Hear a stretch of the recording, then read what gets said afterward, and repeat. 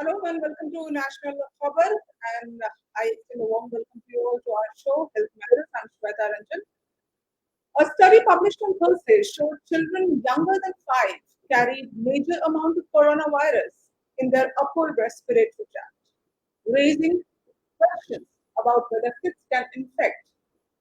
The analysis suggests that the young children had a vital or viral load 10 to 100 folds greater than the adults in the upper respiratory tract. At the same time, data on children as sources of coronavirus spread are sparse, and early reports did not find strong evidence on children as major contributors to the deadly virus.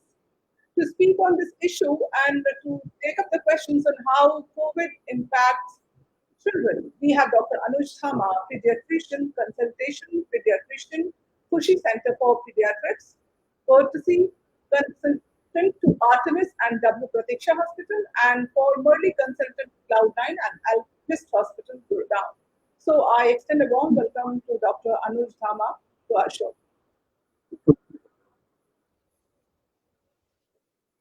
Good morning, doctor. Good morning. How are you doing? I am doing good. How are you? All good, ji. हाँ जी. So, otherwise, the topic was something else. The topic was we would be taking up the questions and also kind of providing solution to the viewers if they have any query. But the recent study which came on Thursday shows that children carry viral load more than adults as far as the coronavirus is concerned. So what is your take on this? I think we are still in the infancy stage related to children. The percentage of children which are involved per se is less than 10% of the total coronavirus cases which are reported worldwide. And most of the studies, they are in the Western countries, in the countries, third world countries or developing countries like India. Still, the literature is not sufficient to comment on this thing. But definitely the kids, they are supposed to have more viral load comparative to the adults. And the reason for this is they come in close contact with each other, one thing. And secondly, the immune response of the kids, it is different from the adults. So they tend to carry more viral load. It is as with any other flus also. So what are the special precautions need to be taken as far as children are concerned, and especially in the comorbidity state? Okay. Basically, as a pediatrician, we normally deal with the physical aspect of all the things as such. But yes, the mental aspect is more important in case of coronavirus, because at present we don't have much of idea that how it is going to impact the children. But yes, with the prolonged lockdown, say it's more than almost 4 months now as such, the lockdown. So there will be certain mental issues which will be arising with the kids as such. So we need to take care of all those things. And since the childhood is a age group from 0 to 20 years, so it is very age specific also. The how to deal with the young kids, it will be different. Then 5 to 10 will be different, and 10 to 20 will be different as such. So accordingly, the parents, they have to plan how to engage their children and how they should not suffer mentally. Regarding the physical aspect, they should be taught proper etiquettes. Hand washing is very, very important. And the coughing etiquettes, I think everybody knows at present what is coughing etiquette. You need not cough into your hand. You have to do like this. And secondly, maintain a social distancing. The kids, they perceive everything very easily. It's only about teaching them properly as such. So we can just, in a playful manner, we can just ask them, extend your hands properly. This is all that you need to do. You should not come this much close to any of the kids. So this is basic, which is expected from the kids. Then again, we need to engage them mentally so that they don't get bored. They don't suffer when we are busy with our work at present. So this is all outline. Then you go into details of everything. You can go to any extent as such.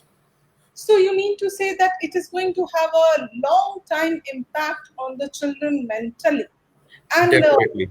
within the four walls, and not able to move out, not able to mingle with friends and people outside. It Yes. it can cause problems mentally as well as physically, doctor. I would say at present it is manifesting, though physical, we know certain things about it, but at present the mental aspect is not being properly taken care of. Like we are all busy with our work. Yeah, most of the people, they, at least in the city like Gurgaon, they are working from home. Still, they are busy, right? And we are not used to having our kids with us 24 hours a day.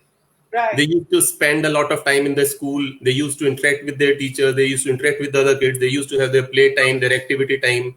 Now it is all gone, and they have to channelize their energies properly. In case we don't take care of them, what will they do? Where will those energies go as such? Either it will be total TV time, useless activities going on there, or they will suffer mentally, silently. Certainly. So that way we have to deal with it, and it is very age specific. Say for an adolescent, I can't be sitting with let me read a book to you, which I can do for a 4-year-old. Yes, yes. For adolescent, it will be a different thing as such. So that is a very important aspect. Physical aspect, yes, coronavirus behaves normally like any other flu. It's cough, cold, fever most of the times. Less than 10% will be where you land up in the hospital OPD or emergency, and less than say 2-3% maybe you will land up in the ICU. Okay, so this is the basic understanding at present. Obviously, there will be a lot of data coming in due course of time. Then we'll have a better picture regarding the physical aspect of the disease as such. Which children are more vulnerable to contracting COVID-19? Pardon me? Which children are more vulnerable to contracting COVID-19? Okay. In general, less than 1 year is the age group when the immune response is not good. So if any virus per se attacks, so you will have more problems. Second is those who have underlying physical illnesses.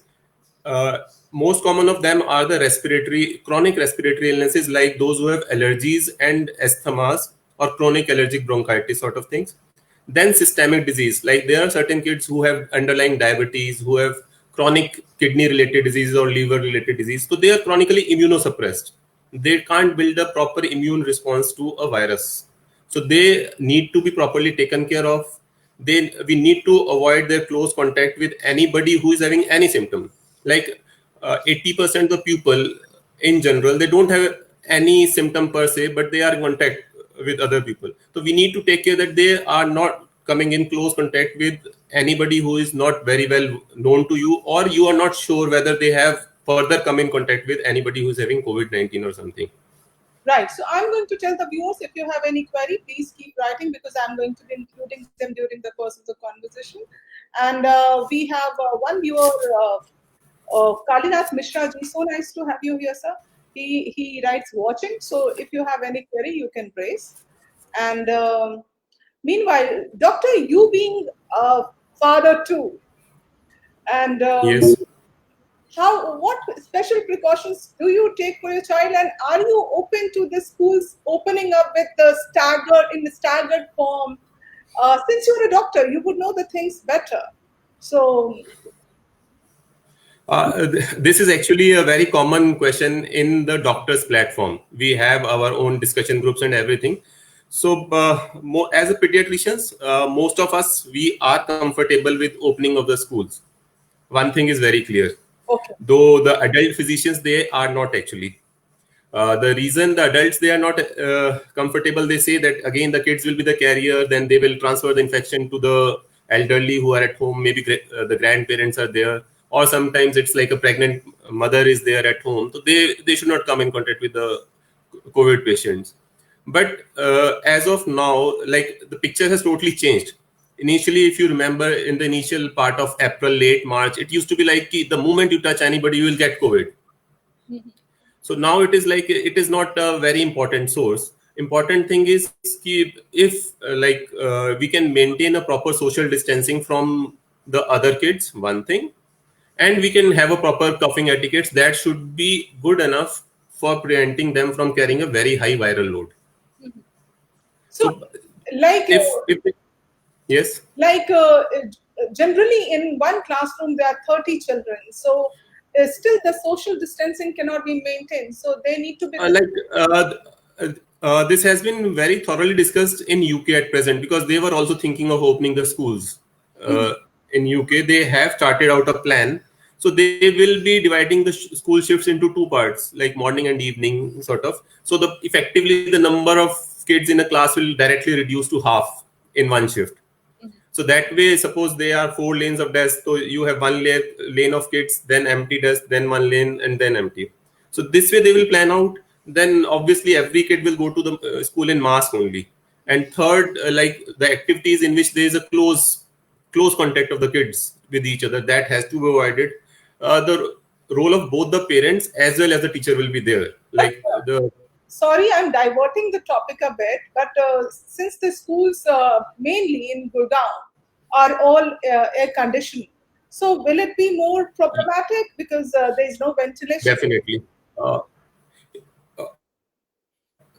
One of the highest risk factors for there are hardly any, 1 or 2 factors. So closed environment means anywhere where there is a recirculation of the air and it's a AC environment. So that has to be taken care of. Like if they have to join the school, more or less they will have to keep their classrooms open. That should be definitely taken care of as such. There will be definitely some guidelines. Government must already be working on it. And the doctors, the pediatric platforms, they are being asked what are their opinions regarding this thing. We are already getting questionnaires regarding it. So maybe in due course of time, we'll get to know how all things will open up basically. But yes, definitely AC is a big no-no. So is there a difference in how COVID-19 affects a child and compared to an adult? Yes, initially, say till mid May, it was like most of the kids, they are not affected, because the data came from China where the number of affected kids were less than 7% of the total. Then the next affected countries were Italy and Spain. And the Spain, the number of kids affected is 0.8% of the total affected people as such.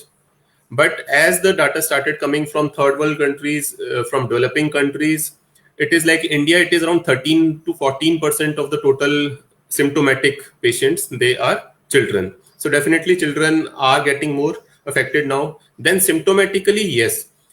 In the adults, the symptoms are more significant. Till now, whatever we are coming across, most of the kids, they are either asymptomatic or they have a brief illness, one thing. Second, in the adults, mostly the symptoms are related to the chest, to the respiratory system. They have cough, cold, pneumonia, it develops very rapidly, and then they have other issues related to it. In children, stomach symptoms are very important at present. Of late, it is like most of the kids, they are having fever, short history of fever, and then they have vomiting and loose motions. The episode lasts for a few days and then they tend to improve. Then there comes a third category, which are very severely affected in the kids specifically. It is called multi-system inflammatory disease. Like multiple systems are involved, and then the kids, they'll end up directly into the ICU within no time. Like the kid is okay for 2 days, only fever, and then all of a sudden they deteriorate and they'll end up in the ICU. So that third category is a problematic category. They may be having underlying illnesses, which I told you before, as such, or there are inherent genetic tendencies also, that somebody will react differently to the same stimulus. So this is a basic difference. Don't worry if the child has symptoms like stomach ache or headache. If somebody is having fever, one thing, and then associated with it you have all these symptoms, so one has to be really cautious about all the things, because sometimes we take it very lightly ki, okay, it's a fever, normal flu, it will settle down. But it is not easy to appreciate all the signs which you can pick up as a doctor. So sometimes it's become very late, and then it is difficult even for the doctor to treat that patient. So maybe 48 hours at the maximum you can wait. Better to get the kid checked otherwise as such. So symptoms like rashes and all also are being seen in the Yes, rash is also one of the symptoms. We called erythematous rash, reddish rash. They are saying it is there as such. I haven't personally seen that rash, one thing, but yes, in the literature it is described.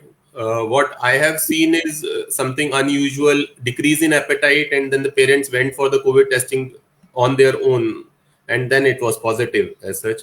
Or there were few kids who had respiratory system, but they were a bit on the higher side, 14, 15, 16 years, not less than 10 years of age as such. So they had a family history of contact also. So it must be a matter of concern when the child is really very small and is unable to speak.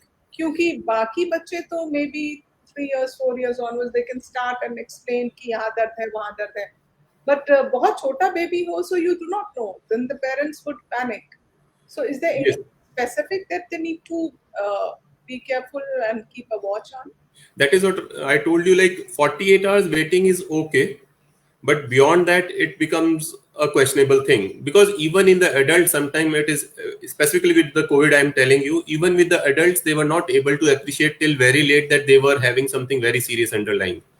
Like they walked into the clinic and they collapsed simply, and when they were examined and they were having pneumonias and whole effusions and all chest was gone as such. So then it became very tough for the doctors also. So 48 hours, yes, acceptable, because most of those illnesses they start settling after 48 hours. With the COVID, the issue is that it tends to start complicating after 48 hours. Rather, I would say even after 5th day. Between 5th to 15th day, it becomes a very critical period.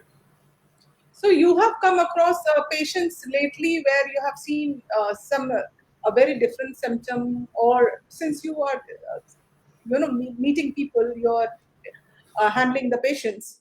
So have you seen any patient recently with different symptoms which are not very regular? We have lost the connection with Dr. Dhama, who was sharing his take and information on COVID. Are you? Yeah, I am able to hear you, doctor, but you lost the signal. You need. We have lost the connection. Yeah. You hear. Yeah. No, yeah. Like personally, I told you there was a 10-month-old baby who came to me, and the parents somehow they were apprehensive. Like 8 days, the baby is not eating well. Otherwise, our baby used to eat very well and everything. And then they asked her, "Is it COVID?" So I told them, "No, this should not be clinically COVID as such." And then there was a community survey, and then they gave the sample for examination, and that kid came out to be positive. So that was something unusual for me also. He isolated only decreased oral intake. The feed acceptance was poor for a week or so. But they didn't come up with any positive history. Either they were hiding the history, or maybe they didn't actually know it. Then yes, a few kids who came with only fever and vomiting and loose motions. That is it. No respiratory symptom. So that is one thing that has to be taken care of.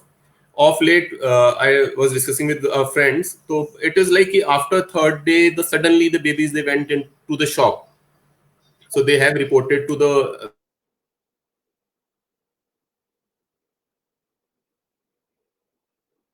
We have again lost the connection with Dr. PICU's emergency.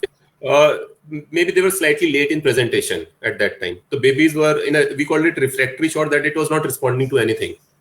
So it was tough time for the doctors as well as for the parents, of course, for the kid also. So what are the signs, indications that the parents need to rush the child to the hospital? Right. Simple test is like if you run for or walk for say 5 minutes, even you become breathless, or you are not able to complete your sentences, even if otherwise you are an active person and everything. So it's a very good indicator that you are already having something related to your chest. So if anything like this, so you should go to as a pediatrician, as a kid or as an adult also. So it's a very simple test. Because sometimes even the cough is not there, but your chest is already involved. You have already a pneumonic patch in your chest as such. Then if you feel like the fever is unduly high and the body aches and headaches are unduly out of proportion to your fever, then also one should take care of the things and one should get a proper consultation or whatever the investigations they are required. Otherwise, seasonal flus, now it's a season when the dengue, malaria, typhoid, flu, everything will start as such. So not everything will be corona, but one has to be cautious about all those things now. I was going to take this question. During this season, rainy season, many diseases they crop up and they start troubling people. So would the symptoms be like वो लोगों में तो डर है ना doctor that ये corona तो नहीं है, but वो differentiate कैसे कर सकते हैं? Frankly speaking, it's not easy. One thing. Like the dengue, again in last 20 years it has evolved like anything. So it is more or less investigation based beyond a certain point. We go by the chronological events, how it started, what was the predominant symptom. Like in dengue, we know that fourth or fifth day the rash will come, definitely come. The headache is a very important symptom for us. If it's behind your eyes, so it's a very important indicator that you may be having dengue fever as such. Malaria is something which can happen to anybody with so many presentations. Again, in the children, malaria can present with stomach upset. So these things are which are investigation based. Then you examine clinically also. You see how the chest is, how the throat is. Is there something in the stomach? How the eyes are? They are important indicator. So you make 1 + 1 + 1. It may become 5. It may become 10. It may become 4. So accordingly, you see the probability of having this disease is more than the other one as such. But yes, considering corona, one should not sit at home maybe beyond 48, maximum 72 hours. So एक common question जो लोग पूछते हैं वो ये है कि जैसे एंटी फ्लू डोजेस ले लें या शॉट्स ले लें, इंजेक्शंस ले लें, so उससे कुछ हेल्प हो सकता है? Not per se with corona. That is very clear. It has no cross reactivity with the coronavirus. It's not going to give you any protection against coronavirus. So why should you take a flu shot? Because flu shot is going to protect you against swine flu. Again, this is the season for swine flu. July, August, September, mid-October. And then again, it will be there in February. So here lies the importance of flu shots. At least you will be reasonably sure the chances of having swine flu is much, much lesser after you have taken a flu shot. And if by chance somebody acquires both the things together, then it will be a very big issue, very big problem in that case as such. So that way it is important. So एक और सवाल ये है कि parents अब घबरा रहे हैं कि they are extending their dates of getting the regular vaccination जो बच्चों का है, because they are afraid कि अब डॉक्टर के पास ना जाएं, हॉस्पिटल ना जाएं. So how do you address this? देखो, basically it's very clear from the day one by World Health Organization that vaccination in any case should not be delayed because of corona. Like I changed the whole schedule from my clinic. Initially, it used to come to the clinic. It used to be walk-in. Anybody walks in, and as per your who comes first serve basis. Now we have made it a pre-appointment basis. We have started taking less appointments. In per hour, we don't give more than 4 appointments.